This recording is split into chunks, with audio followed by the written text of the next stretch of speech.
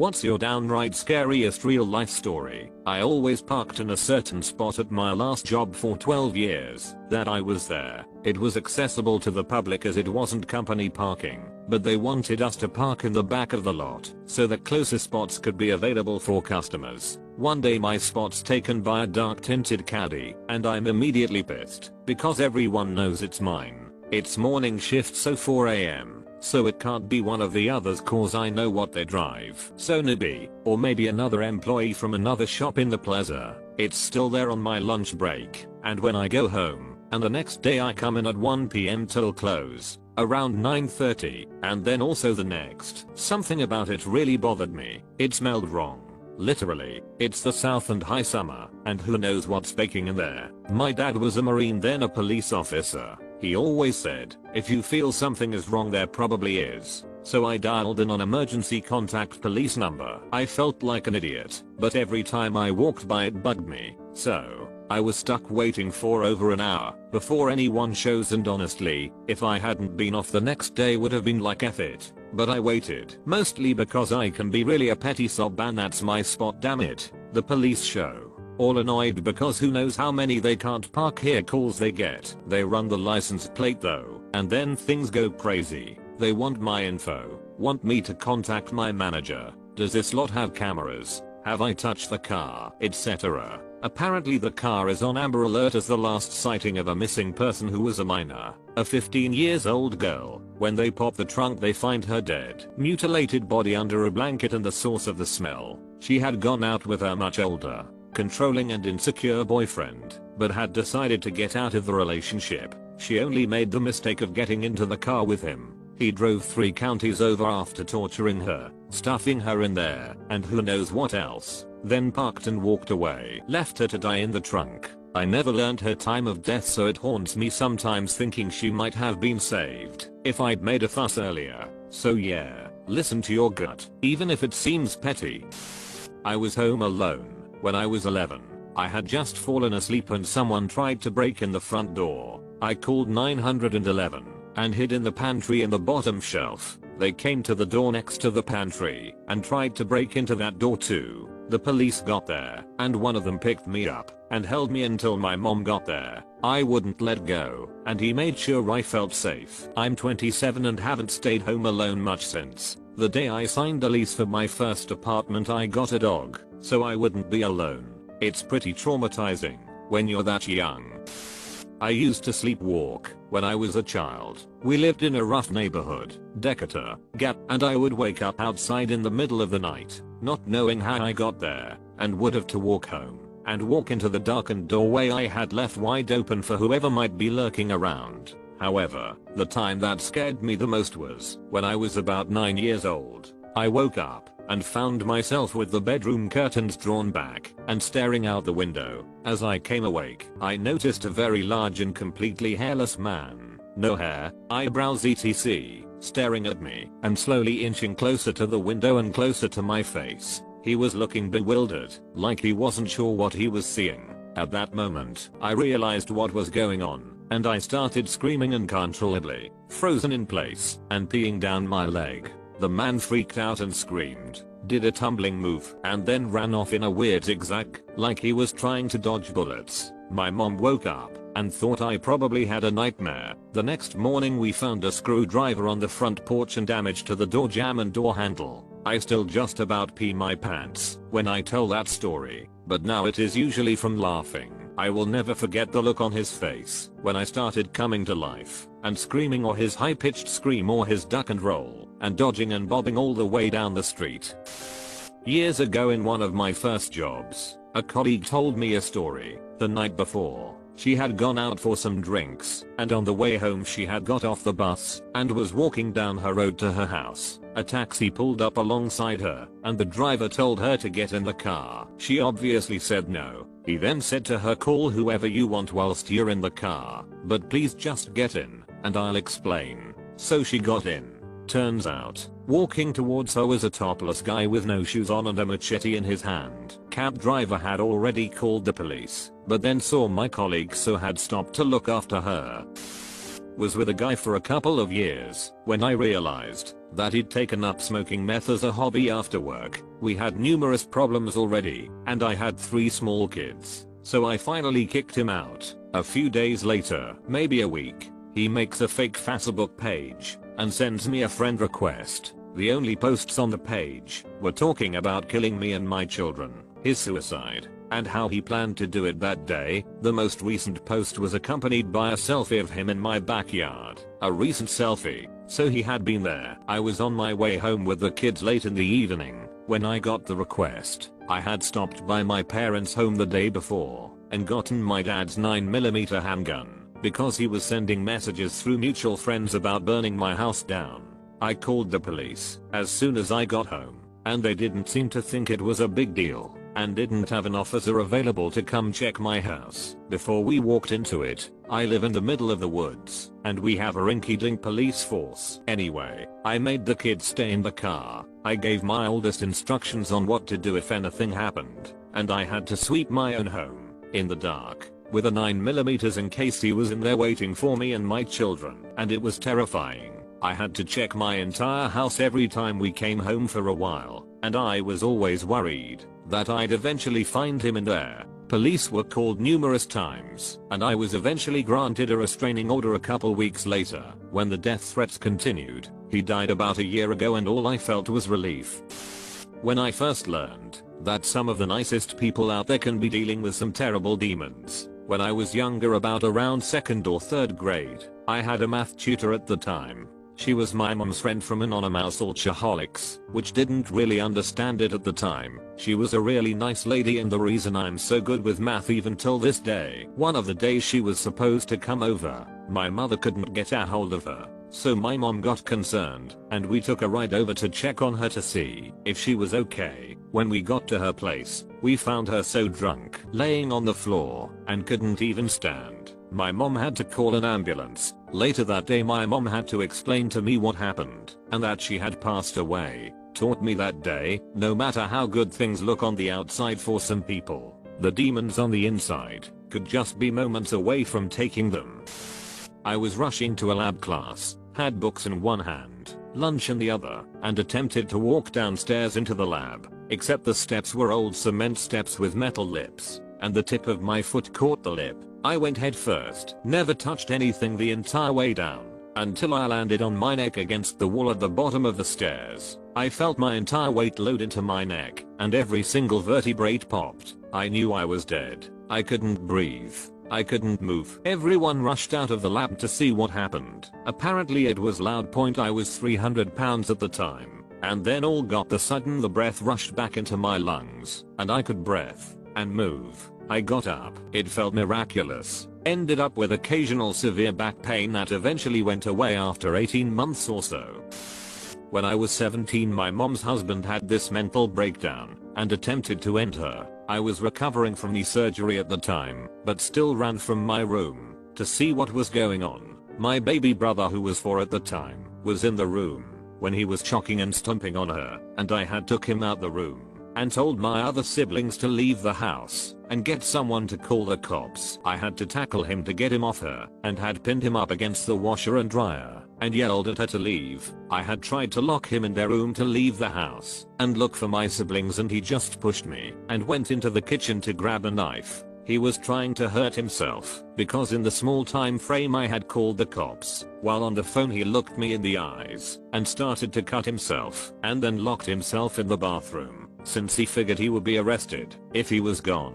What scared me the most was how calm he was when he said, "She's cheating on me, so if I can't have her, no one else will," as I was screaming at him. I have no idea how I had got him off her because he was 6'3" and 300 somethings lbs. I'm 21 now, and to this day I get jumpy around knives and panic when I don't hear from my mom after she leaves the house. I was active duty in the Navy, served aboard a submarine. We were in port one day. Most the crew had left. The guys on duty for the night, that's us, were given permission to bring our kids on board for dinner. Halfway through the meal, someone makes a 4MC announcement. 4MC is the emergency announcement intercom thing. Says there's light smoke in the engine room, quickly followed by fire in the engine room. We train for this stuff religiously, so everyone is immediately in action. Commanding officer is still there but topside. One of our senior enlisted guys apparently rammed the kids up front to a hatch where he was, quite literally, throwing them through the hatch as our co caught them and set them on the deck topside. The rest of us ran toward the fire and I see no one grabbing a mask, not one person. So I grabbed a big handful of breathing masks and followed through the hatch, where we are greeted by what appeared to be a light smoke filling the entire engine room. But it didn't smell like smoke. It was sweet. Tasted sweet. An oil pump had blown and filled the entire back half of the boat with atomized hydraulic fluid. A guy was moments from lighting a torch in the engine room as the casualty was called. Had it been called just a moment later, we'd have walked into an inferno. Had he, for some reason, not heard it called and let the torch when, after we had run in, we'd have been on fire before we could react. Turned out perfectly fine. Cleaned the oil that clung to all the surfaces and fixed the pump, but it was somewhat surreal understanding just how close we were to a wildly different result. A year ago I was hospitalized with an infection in my right lower leg. They drew a line a few inches below my knee and said if the infection spreads past this line I'll lose my leg below the knee. They pumped me full of antibiotics and it seemed to work. I had to finish my antibiotics regimen at a nearby rehab hospital. The day before I was transferred, my roommate and I were eating breakfast. He was an older gentleman and when he slept he made a weird gurgling noise. He said to a passing nutritionist that his breakfast should have come with 2 coffees. I heard that gurgling noise at the foot of his bed behind the curtain that separated us. This was still during COVID. I was about to call a nurse when one ran in asking if he was okay. The guy was coding. All of a sudden our room had nurses and a doctor running in to save this guy. It was controlled chaos. Procedures and medicines being used, being pulled out. One nurse kept track of everything on a laptop. I couldn't go anywhere. I was in the bed closer to the window. They kept pushing me closer to the window so more people could help him.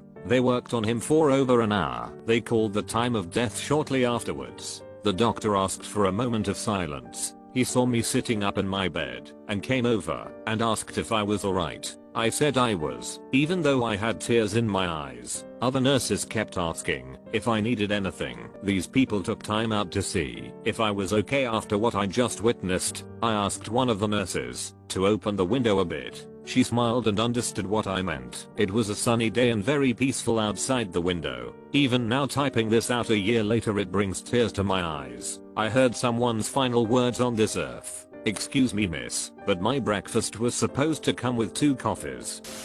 Went to therapy with my first husband. He went on and on about how I was a bad wife. When it was my turn I just said I would like him to stop hitting me and dragging me across the floor. He wasn't happy. The therapist asked me to attend the next session alone. Husband wanted to know what I told the therapist. I can't even remember what I said. When we got home, he took my keys, pager, glasses and tried to lock me in the bedroom. He also had the landline cut off. It took 2 tries, but I finally escaped with what I could fit in my car. This was 20+ years ago. I still have nightmares. He constantly told me if I left him, he would kill me. So I'm glad I got out. I was 14. When we started dating he was in his mid-20s and a friend of my dad's.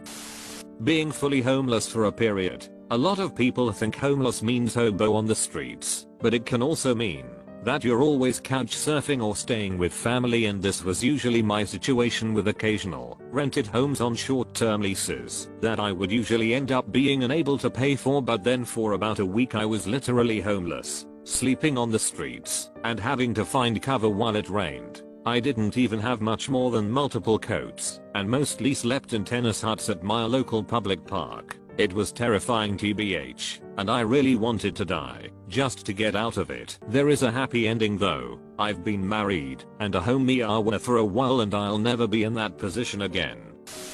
Early to mid-90s in Northern Ireland. I was a kid of around 8 or 9. The sun was shining and it was sometime in the early afternoon. My dad needed to return a library book in the Shankill, a Protestant/loyalist area in Belfast. We were Catholics, and the Shankill was notoriously dangerous at the time, still is to a lesser extent, so I was already a little on edge, just knowing the reputation of the place. My dad was cool though, didn't seem worried or anything. It's not like we have Catholic printed on our foreheads. He did say, however, that I had to pretend to have a different name if anyone asked me. My name is one which marks you as a Catholic, so I adopted a Protestant name for the trip. We came to a road which led to an intersection, across which was a predominantly Catholic/Republican enclave. We were headed to the right, down a long winding path, but further up the road ahead, towards the intersection, we could see a group of men. One of them was running back and forth across the road, relaying information between two pockets of people. Some were staring across the road towards the Catholic area. Some were talking to a man in a parked but running car. One in particular stuck out. He had long hair and a leather jacket, and was very tall, at least compared to the other men. It all looked suspicious even to me as a child, although I didn't know why, but my dad's demeanor changed to a more serious and quiet one, and I took it as confirmation that we weren't safe. He was from Belfast. We were living in a town outside of Belfast at the time, and grew up when things were at their worst here, so he knew the ropes and knew the signs that something was happening. We weren't walking towards the men, so it wasn't a problem. We crossed to the right and started walking away. This is when a woman approached us. She was middle-aged with short red hair. She saw us coming and made a purposeful beeline towards us. She seemed preoccupied, nervous. She started grilling my dad immediately, asking who he was and where he was coming from. She was talking in a rhyme, trying my best to sound casual, but I'm failing manner. I could feel my entire body beginning to boil with fear, and I felt as though I was mere moments away from being discovered. It was like a horror movie where someone finds themselves in a small town where everyone is in a cult or something, and they are trying to blend in, but are drawing suspicion and are losing themselves in an ever-increasing paranoia. I suddenly had visions of my dad getting shot and me screaming over his corpse, maybe even getting shot myself despite being a child. The longer my dad and the woman talked, the more I was starting to lose the ability to hear, as though my head was underwater. I was holding my dad's hand, and I was struggling to keep a grip because of the sweat pumping out of my palm. I didn't know how or why, but something primal in me recognized that we were in serious danger. It was clear that she was a part of whatever was going on around the corner and was trying to manage and analyze the flow of foot traffic, especially that of strangers like us. Given that she and us were the only people on the street, she had been doing a good job. She was fishing hard for information about us. My dad played it cool and responded to her questions without really revealing much, doing a much better job of being casual than she was. The area we were from, he explained, was mixed, that is, Protestant and Catholic, and he feigned displeasure at that fact, trying to signal that he hated Catholics and was somewhat miffed to have to live amongst them, without ever actually using those words. It was subtle, and I was terrified that I might need to participate in the conversation, because there's no way I could dance around the truth as well as my dad was doing. He explained that he was just here to return a book, which he showed her as proof. She asked about me, my name, and I gave her the fake name. She surely read the terror in my face and could hear it in my voice. My dad decided that that was the time to break off and say nice to meet you, all the best, and started walking away with me. I could sense that the woman didn't budge and just stood and stared at us as we walked away. I glanced over my shoulder after about 30 seconds and just caught a glimpse of her turning and walking towards the road where the men were gathered. We rounded a corner and were now at the top of a very long and steep road/path with a library at the very bottom of it. The path was fenced on one side, and on the other side was a row of houses. It felt like we were walking deeper into danger, and that we had only two routes of escape: keep going, or turn back the way we came. About part way down the road, we realized we were being followed. My dad told me to run ahead and check that the library was opened, and I hesitated. He said it was okay and to just go and check. I glanced over my shoulder. It was the man in the leather jacket with the long hair. I did what my dad wanted and ran ahead, heart pounding and ears pricked, awaiting the crack of gunfire. I checked the door was opened, and I ran back up. As I was coming back, I saw that the man in the leather jacket had turned and was making his way back up the road. My dad looked unfazed, but was walking with a certain rigidity, like something had happened in the time it took me to run to the library and back again. and he hadn't quite unclenched his fists yet. He said it was okay, and we were safe. I asked about the man following us. He said he sent me ahead, and when I was a safe distance away, he stopped and turned around to face him, ready for whatever happened. He said he was expecting violence, but as he turned around, the leather jacket dude immediately put his head down, turned, and walked back the way he came. My dad watched him for a few seconds, and then started making his way back towards me. That afternoon, within the hour we were there, a Catholic taxi driver was murdered in that street. The vibes that something terrible was going to happen were justified, and I've never felt as terrified as I did that day. When the news about the taxi driver was on TV that night, I knew I had seen the planning of murder, and I knew we had walked into the middle of it. I could probably have identified both the woman and the leather jacket man had I been asked about them by the police, but that was never going to happen. No way my dad would have volunteered himself, and therefore me, to the cops to be a witness against a terrorist cell.